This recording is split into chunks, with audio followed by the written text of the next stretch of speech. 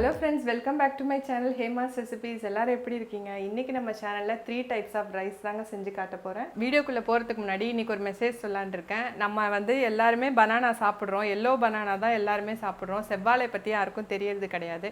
செவ்வாழையை பத்தி ஒரு சில விஷயம் சொல்லலாம்னு இருக்கேன். இப்போ எனக்கே பாத்தீங்கன்னா கொரோனா வந்துட்டு போனதுக்கு அப்புறம் என்னோட பாடியில டோட்டலா எனர்ஜி ட்ரெயின் ஆயிடுச்சு. ரொம்ப டயர்டா ஃபீல் பண்ணேன். அதுக்கு அப்புறம் நான் டெய்லியுமே ஒரு செவ்வாழை சாப்பிட ஆரம்பிச்சேன். இப்போ நிஜமாவே ரொம்பவே எனர்ஜெட்டிக்காக ஃபீல் பண்ணுறேன். சரி, நம்ம அடைஞ்ச பயனை உங்களுக்கும் ஷேர் பண்ணலான்னு சொல்லிட்டு தான் நான் இந்த மெசேஜ் கொடுக்குறேன்.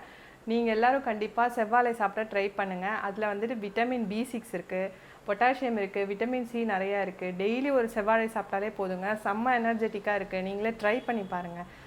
ஒரு 48 டேஸ் சாப்பிட்டு பார்த்தீங்கன்னா ஹீமோக்ளோபின் லெவல் நீங்கள் செக் பண்ணி பாருங்கள், கண்டிப்பாக இன்க்ரீஸ் ஆகிருக்கும். அதுவும் இல்லாமல் இப்போது மற்ற பனானாலாம் உங்களுக்கு கேலரிஸ் அதிகமாக இருக்குது. செவ்வாழை பொறுத்த வரைக்கும் வெயிட் ரிடக்ஷன் பண்ணுறவங்க கூட தாராளமாக ஒரு செவ்வாழை தினமும் சாப்பிடலாம். கன்சீவாக இருக்கவங்க கூட தினமும் ஒரு செவ்வாழை சாப்பிட ட்ரை பண்ணுங்கள். அதுக்கப்புறம் நம்ம எவ்வளவோ மெடிசனுக்காக செலவு பண்ணுறோம். விட்டமின் டேப்லெட்ஸ் எழுதி கொடுத்தாங்கன்னா அந்த ரேட்டு பார்க்குறதில்ல, எதுவுமே நம்ம பார்க்குறதில்ல, வாங்கி சாப்பிட தயாராக இருக்கும்.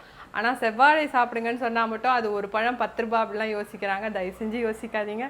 தினமும் எல்லோரும் ஒரு செவ்வாழை சாப்பிட்டு பயனடைவீங்கன்னு நினைக்கிறேன். இந்த டிப்ஸ் உங்களுக்கு ரொம்ப யூஸ்ஃபுல்லாக இருக்கும். வாங்க சமைக்கலாம்.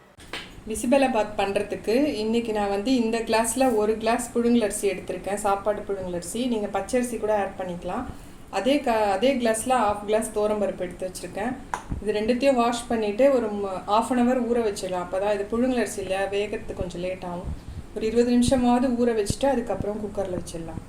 இது செய்ய தேவையான காய்கறிகள் என்னென்னு பார்த்துடலாம். உருளைக்கிழங்கு, பீன்ஸு, 1 கப் பட்டாணி, ஒரு முருங்கைக்காய், கொஞ்சமாக கேரட்டு, கொஞ்சம் கேப்சிகம் எடுத்திருக்கேன். கத்திரிக்காய் ஒரு 4 கத்திரிக்காய் நறுக்கி தண்ணியில் போட்டு வச்சுருக்கேன்.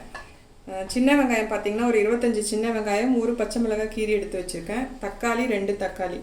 நீங்கள் உங்ககிட்ட என்ன காய்கறி இருக்கோ அது உங்களுக்கு விருப்பமான காய்கறிகளும் சேர்த்துக்கலாம். இதில் வறுத்து அரைக்கிறதுக்கு 1 ஸ்பூன் கடலைப்பருப்பு, ஒரு 1/4 ஸ்பூன் வெந்தயம், ஜீரகம் 1 ஸ்பூன், இது பிரிஞ்சி இலை 1, பட்டை 1, 3 கிராம்பு, நார்மல் ரெட் சில்லி 5 எடுத்திருக்கேன், காஷ்மீரி சில்லி 3, 1/2 ஸ்பூன் தனியாக எடுத்து வச்சுருக்கேன். இதெல்லாம் வறுத்து பவுடர் பண்ணிக்கணும். இப்போ சப்போஸ் உங்களுக்கு இது பவுடர் பண்ண வேண்டாம் அப்படின்னா ரெடிமேடாக கூட உங்களுக்கு MTRல பிசிபெலபாத் பவுடர் விற்கிது, அது கூட நீங்கள் வாங்கி யூஸ் பண்ணிக்கலாம். இதை நம்ம ட்ரை ரோஸ்ட் பண்ணி எடுத்துட்டோம்.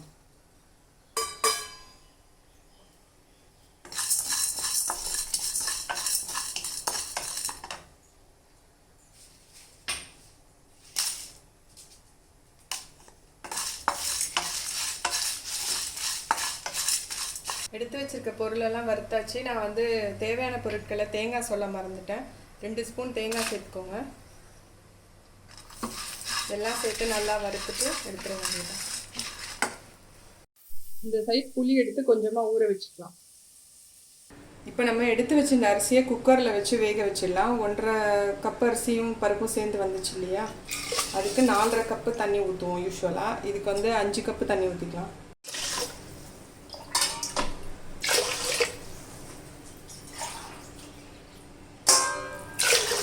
இப்போ நம்ம சாம்பார் செய்ய ஸ்டார்ட் பண்ணிடலாம். தேவையான அளவு எண்ணெய் ஊற்றிக்கோங்க. எடுத்து வச்சு இந்த சின்ன வெங்காயம், பச்சை மிளகாய் சேர்த்துக்கலாம். வதங்குறதுக்கு கொஞ்சம் உப்பு சேர்த்துக்கலாம்.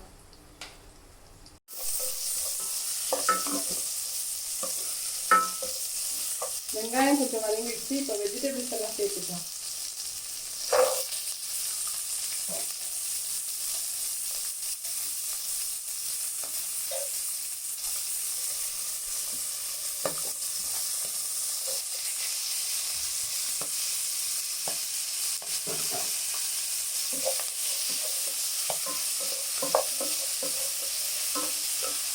தக்காளியும் சேர்த்துக்கலாம். கேப்சிகமும் கத்திரிக்காய் மட்டும் லாஸ்ட்டில் சேர்க்கலாம், அது ரொம்ப குழஞ்சிரும். இது கொஞ்சம் வேகட்டும்.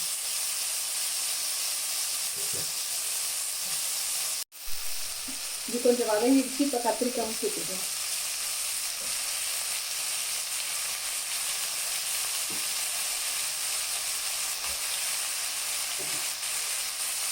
கேப்சிகமாக ஆட் பண்ணிட்டோம்.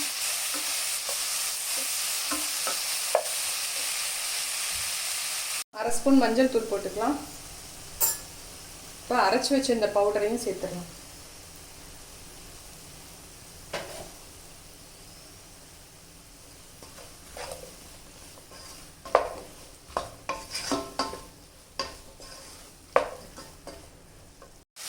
தேவையான அளவு உப்பு சேர்த்துக்கலாம்.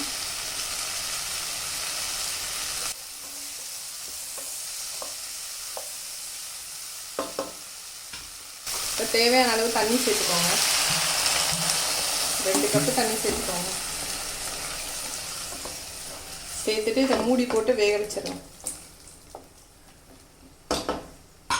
அரிசியும் பருப்பும் வேக வச்சிருந்தோம். 7 விசில். நல்லா வெந்துருச்சு பாருங்கள். நல்லா குழைவாக வந்திருக்கு. இதை நம்ம மசிச்சு விட்டுக்கலாம். காய் கொஞ்சம் வெந்துடுச்சு. இப்போ நம்ம கரைச்சி வச்சுருக்க புளி தண்ணியும் சேர்த்துக்கலாம்.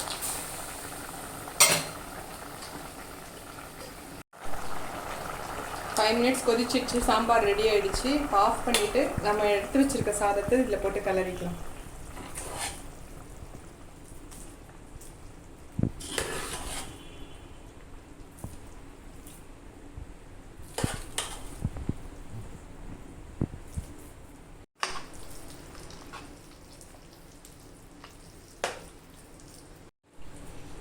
பாருங்கள், சாதம் நல்லா கிளறியாச்சு. இப்போ நம்ம கடுகு தாளித்து கொட்டிடலாம். உப்பு பார்த்துக்கோங்க, டேஸ்ட் பார்த்துட்டு கம்மியாக இருந்தால் ஆட் பண்ணிக்கலாம். தாளிக்கிறதுக்கு கொஞ்சமாக கடுகு, 2 காஞ்ச மிளகாய் கிள்ளி எடுத்து வச்சுருக்கேன், கருவேப்பிலை.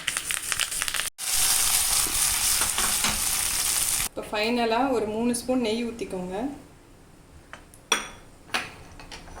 கொஞ்சம் முந்திரி பருப்பு எடுத்து வச்சுருக்கேன், அதையும் சேர்த்துக்கலாம். இதையும் தாளித்து அதில் போட்டுடலாம்.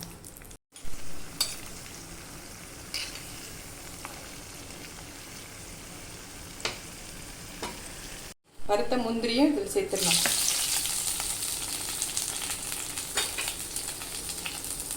ஃபைனலாக சாப் பண்ணி வச்சுருக்க கொத்தமல்லி, கொஞ்சமாக பெருங்காயத்தூள் ஆட் பண்ணிக்கலாம். அவ்வளோதாங்க, நம்மளுடைய சூப்பரான டேஸ்டியான பிசிபெலாபாத் ரெடி ஆயிடுச்சு.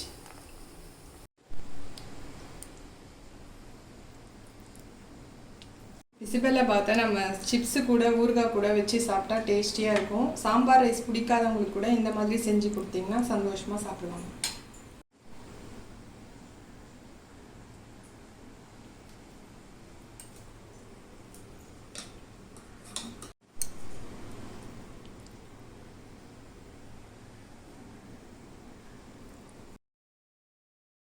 ஃபஸ்ட்டு நம்ம எக் புலாவ் பண்ணுறதுக்கு 4 முட்டை எடுத்து உடச்சி பீட் பண்ணிக்கலாம்.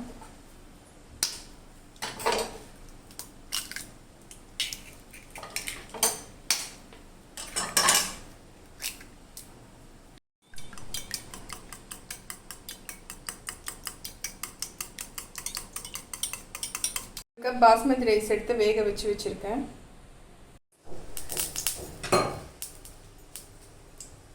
பீட் பண்ணி வச்சுருக்க முட்டையை இதில் சேர்த்துருங்க.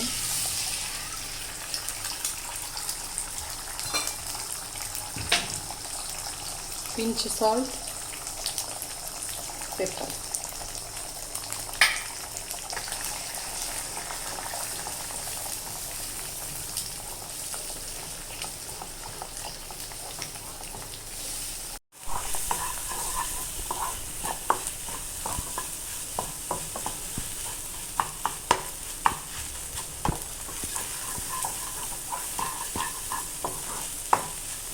முட்டை ரெடி ஆகிடுச்சு. இப்போ இதை எடுத்து வச்சுட்டு ரைஸ் பண்ண ஸ்டார்ட் பண்ணிடலாம்.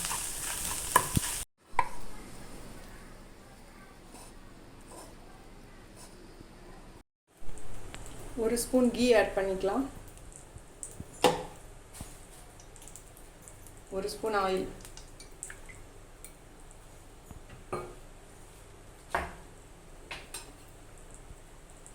அரை ஸ்பூன் ஜீரகம், வெங்காயம் பொடியாக நறுக்கி வச்சுருக்கேன், அதையும் சேர்த்துக்கலாம்.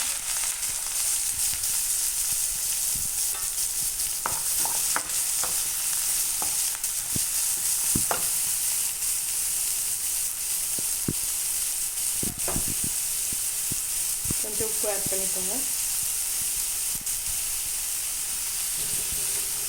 பொடியாக நறுக்கி வச்ச 2 பச்சை மிளகாய், 1.5 ஸ்பூன் இஞ்சி பூண்டு பேஸ்ட், 2 தக்காளி,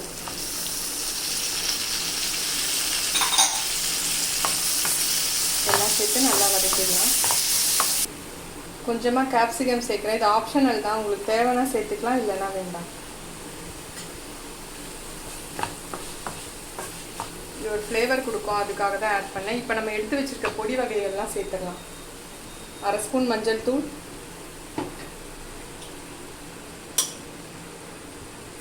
1 ஸ்பூன் சில்லி பவுடர், 1 ஸ்பூன் தனியா பொடி, கரம் மசாலா 1 ஸ்பூன், ஜீரக பொடி 1 ஸ்பூன்,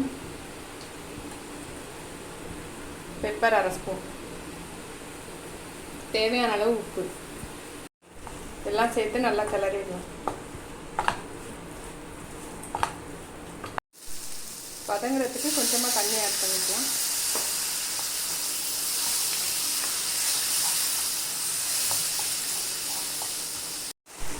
நம்ம பொரிச்சு வச்சிருந்த எக்கையும் இதில் சேர்த்துட்டு மூடி வச்சிடலாம்.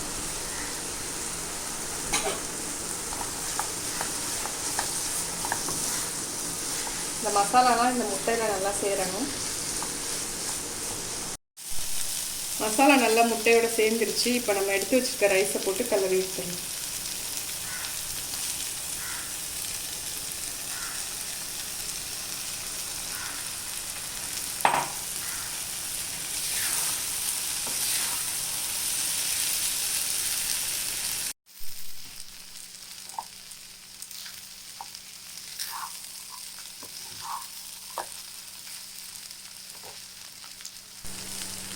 டூ மினிட்ஸ் வச்சுருக்கலாம். ஃபைனலாக சாப் பண்ணி வச்சுருக்க கொத்தமல்லி சேர்த்துக்கலாம். கொஞ்சமாக லெமன் பிழிஞ்சு விட்டுக்கோங்க, உங்களுக்கு தேவையில்லைன்னா இது சேர்க்க வேண்டாம்.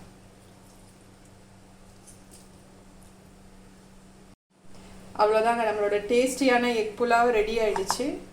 நீங்களும் இதை ட்ரை பண்ணி பாருங்கள்.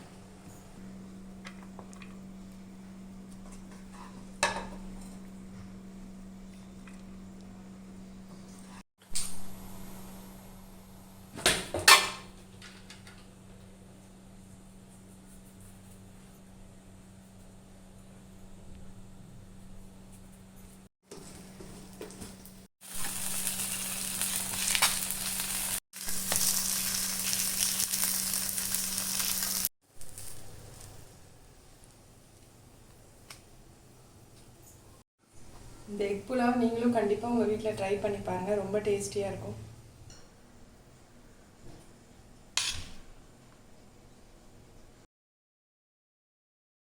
இப்போ நம்ம பாலக் கிச்சடி பண்ண ஸ்டார்ட் பண்ணிடலாம். அதுக்கு வந்து கீரையை நம்ம லைட்டாக தண்ணியில் சுடு தண்ணியில் போடணும். தண்ணி வச்சுருக்கேன், சூடாகட்டும். 2 கைப்பிடி அளவு பாலக் கீரை க்ளீன் பண்ணி எடுத்து வச்சுருக்கேன். தண்ணி கொதிச்சிருச்சு, இந்த கீரை இதில் போட்டுடலாம்.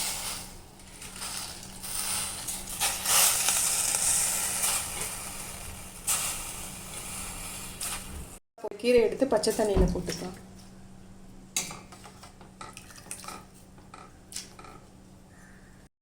இந்த கீரையை எடுத்து நம்ம மிக்சியில் போட்டு அரைச்சிட்டு வந்துடலாம்.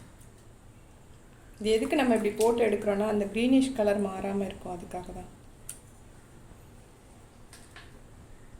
அது கூட கொஞ்சமாக கொத்தமல்லி, 1 பிடி புதினா, 2 பச்சை மிளகாய், 4 பூண்டு, இதெல்லாம் சேர்த்து நல்லா அரைச்சிட்டு வந்துடலாம். கிச்சடி பண்ணுறதுக்கு நான் இந்த கிளாஸில், சின்ன கிளாஸில் 1 கிளாஸ் பாஸ்மதி ரைஸ் தான் எடுத்திருக்கேன். அதே கிளாஸில் 1/2 கிளாஸ் பாசிப்பருப்பு எடுத்திருக்கேன். நீங்கள் வந்து தோரம்பருப்பு கூட யூஸ் பண்ணிக்கலாம். இது 2 நல்லா வாஷ் பண்ணிவிட்டு ஒரு 1/2 hour ஊற வச்சுருங்க. வேக வச்ச ரைஸ் ரெடி ஆகிடுச்சு.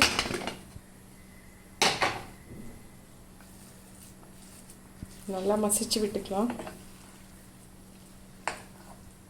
இப்போ நம்ம கிச்சடி பண்ண ஸ்டார்ட் பண்ணிடலாம்.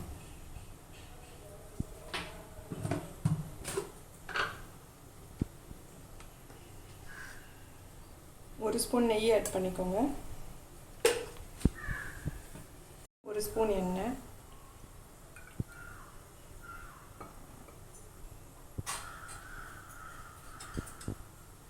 1/2 ஸ்பூன் கடுகு, 1/2 ஸ்பூன் ஜீரகம், பொடியாக நறுக்கி வச்சு ஒரு பெரிய வெங்காயம் சேர்த்துக்கலாம்.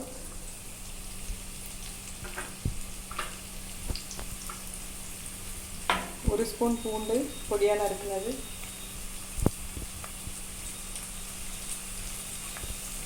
கொஞ்சம் இஞ்சி பொடியா நறுக்குனது,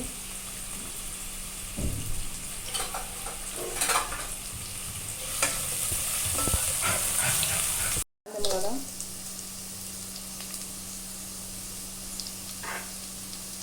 2 தக்காளி பொடியா நறுக்குனது,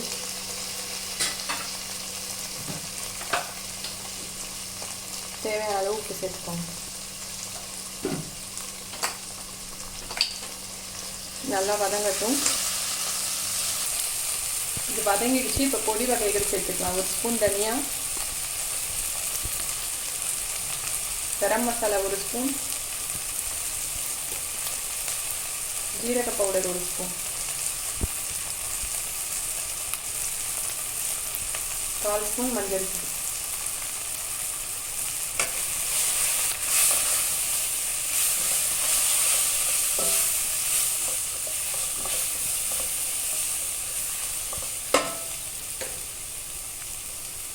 இப்போ நம்ம அரைச்சி வச்சிருக்க கீரையும் இதோட சேர்த்துக்கலாம்.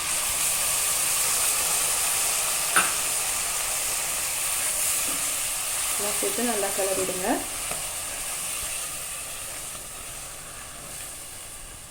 ஆட் பண்ணிக்கலாம்.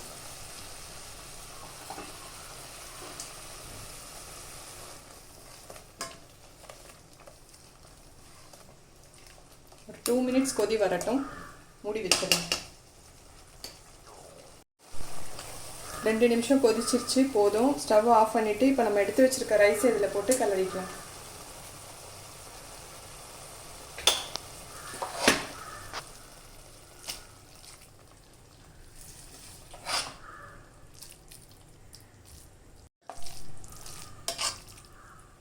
உப்பு கம்மியாக இருக்குது, அதனால் நான் உப்பு ஆட் பண்ணிக்கிறேன்.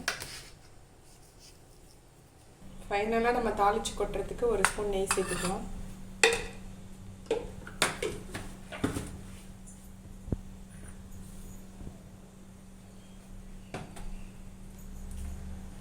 பொடியாக நறுக்கி வச்சுருக்க பூண்டு சேர்த்துக்கிறேன்.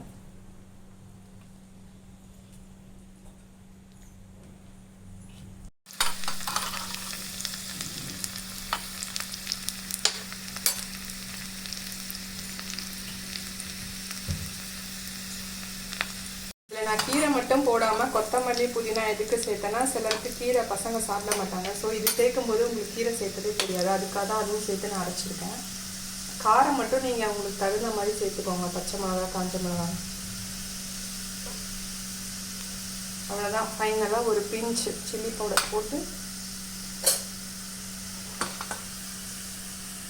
இதை நம்ம கீரையில் போட்டுற வேண்டியதான்.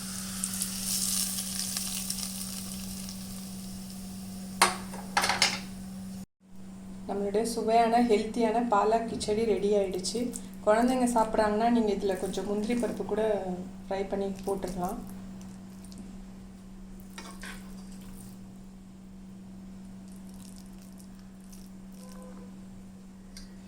இது கூட சிப்ஸு இல்லைன்னா அப்பளம் வச்சு சாப்பிட்டா ரொம்ப டேஸ்டியாக இருக்கும்.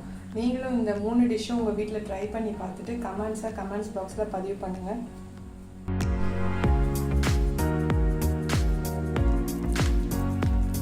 எங்கள் சேனல் பிடிச்சிருந்ததுன்னா மறக்காமல் ஹேமாஸ் ரெசிபி சப்ஸ்கிரைப் பண்ணுங்கள், லைக் பண்ணுங்கள், கமெண்ட் பண்ணுங்கள், ஷேர் பண்ணுங்கள்.